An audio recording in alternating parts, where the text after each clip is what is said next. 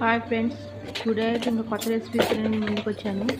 అది ఏంటంటే బాలామృతంతో బిస్కెట్లు అయితే చేశాను ఫ్రెండ్స్. అది ఏ విధంగా చేశాను మీరు కూడా చూడండి. ముందుగా మిక్సీ జార్లో 2 కప్పుల బాలామృతం తీసుకున్నాను. దానికి 1 కప్పు గోధుమ పిండి తీసుకొని మిక్సీ వేసుకున్నాను. తర్వాత దాన్ని గిన్నెలో ట్రాన్స్ఫర్ చేసుకొని దాంట్లో కొంచెం సాల్ట్, అలాగే 2 టీ స్పూన్లు నెయ్యి వేసుకొని కాసి చల్లార్చిన పాలు అయితే వేసుకొని దాన్ని చపాతీ పిండిలాగా ముద్దగా కలుపుకోవాలి. ఈ విధంగా కలుపుకున్న పిండిని ఒక 10 మినిట్స్ పక్కన పెట్టేసుకోవాలి మూతేసి.